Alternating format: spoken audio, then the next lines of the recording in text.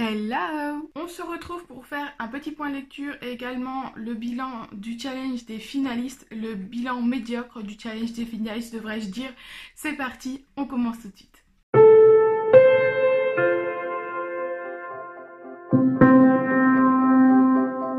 Alors on va passer très vite sur le bilan du challenge puisque je n'ai réussi à terminer qu'une seule lecture.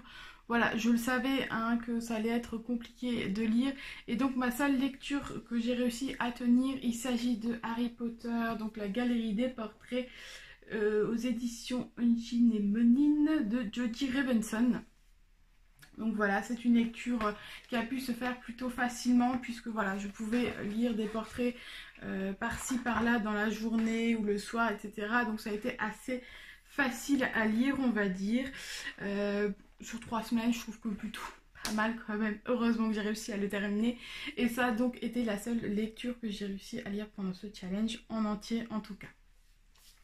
C'est un livre que je suis très contente d'avoir lu.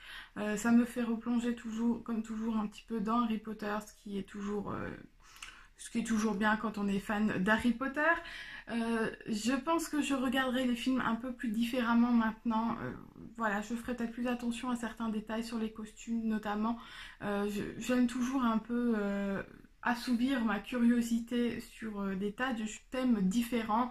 Et donc là, de savoir un petit peu comment sont pensées les choses, le décor, les habits, etc. Et comment les acteurs influencent ou non les décisions. Je trouve ça super intéressant et voilà, quand en plus il s'agit d'un sujet et d'un film qu'on aime, c'est forcément toujours de bonnes lectures. Et donc l'autre livre que j'ai démarré et que je viens tout juste de finir, donc une demi-semaine, donc ouais, quelques jours après, je crois que je l'ai terminé le mardi. Hier on était mardi, oui hier. Je l'ai terminé mardi 20. Je ne sais plus combien on est.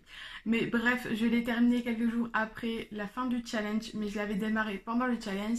Il s'agit de La langue des bêtes de Stéphane Servan aux éditions Rouergue.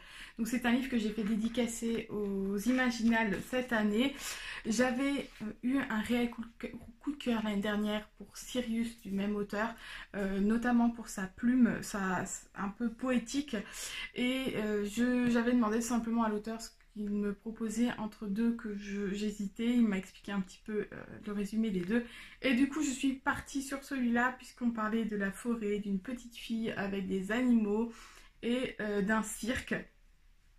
Et cette lecture, je suis vraiment désolée d'avoir lu finalement, de l'avoir lu là, pendant un temps où je n'étais pas vraiment dans la lecture parce que je pense que j'aurais pu plus l'apprécier à un autre moment. Ça reste une très bonne lecture, je l'ai beaucoup aimée. Je regrette le monde du cirque dans le sens où j'attendais vraiment des spectacles, des paillettes, plein de choses autour du cirque et en fait il s'agit de personnages de cirque qui ont arrêté le cirque en fait, qui est un cirque un peu abandonné, donc du coup on n'y est pas forcément tout à fait à ce point de vue là, donc c'est ce que je regrette un petit peu, ce que j'ai trouvé un petit peu dommage. Par contre pour le reste, j'ai retrouvé cette superbe plume de l'auteur que j'ai vraiment beaucoup appréciée, que j'aime énormément, très...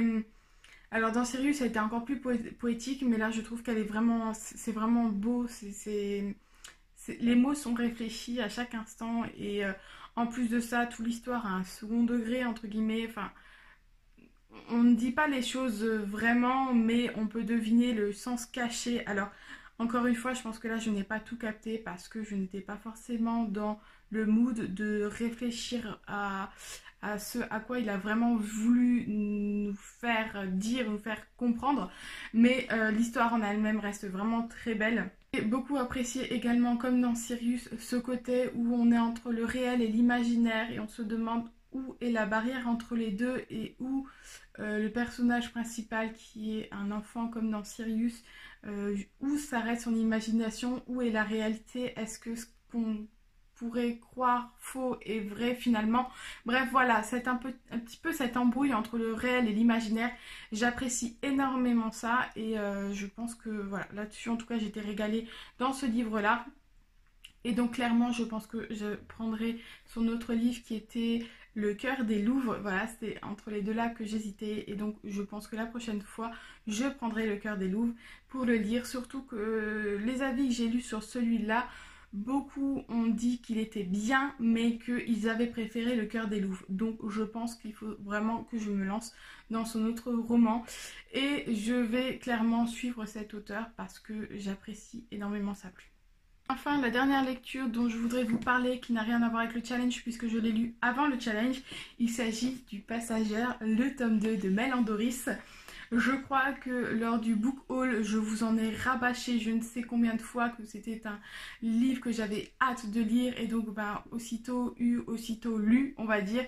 J'avais énormément apprécié le tome 1 puisque ça avait été un coup de cœur. J'étais super contente d'avoir ce tome 2 en avant-première entre guillemets aux Imaginales. Surtout qu'il n'a pas été facile à avoir. Et donc j'avais hâte de replonger dans les histoires avec Matteo.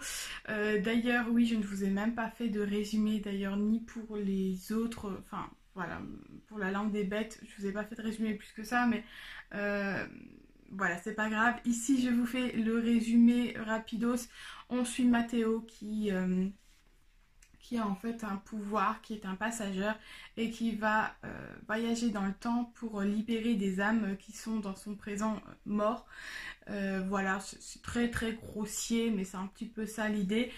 J'avais peur en fait avec ce tome 2 de retrouver un petit peu trop de répétitions et simplement de se remémorer une enquête, de retourner dans une enquête avec un passé où il va devoir trouver, voilà, où il va devoir enquêter tout simplement. J'avais peur de retrouver un petit peu trop comme dans le tome 1 et en fait rien à voir. Là encore l'auteur a su me surprendre parce qu'on découvre beaucoup de choses et finalement Matteo est presque autant dans le passé que dans le présent pour son enquête entre guillemets ou pour, voilà, pour faire avancer les choses. On a de nouveaux personnages qui promettent vraiment de futurs tomes vraiment intéressants puisque l'auteur m'a dit qu'elle avait d'autres tomes en route et qu'il y aurait d'autres points de vue. Donc voilà, j'imagine bien tout ce qui va se passer. Enfin, on peut s'imaginer plein de choses. Et surtout, voilà, le fait qu'il y ait de nouveaux personnages, ben, j'ai beaucoup apprécié. On continue à voir le côté famille avec son frère et sa sœur. Qui sont très présents, enfin ses sœurs on va dire, qui sont très présents et c'est aussi un côté que j'apprécie, ce côté un petit peu famille. Dans le tome 1 j'avais beaucoup aimé, on le retrouve ici. Bref, tout ce que j'avais apprécié dans le tome 1 et que je craignais pour ce tome 2, eh bien tout s'est très bien déroulé et l'auteur a fait de très bons choix et je vais encore une fois continuer à suivre en espérant que le prochain tome sortira dans pas trop longtemps parce que je ne voudrais pas attendre trop longtemps tout simplement. Bref, voilà, c'est une saga à suivre, surtout si vous n'avez pas encore commencé, foncez. En plus Lynx c'est des grands formats et ils sont à 15,90 € donc franchement les éditions Lynx, je regarde de plus en plus ce qu'ils font et je pense que c'est une maison d'édition très prometteur. Donc surtout, allez-y, foncez pour ces bouquins. Voilà, c'est à peu près tout ce que j'avais à vous dire. J'espère vous retrouver très bientôt. J'arrête là et je vous souhaite une bonne lecture. Et je vous dis à la prochaine. Bye!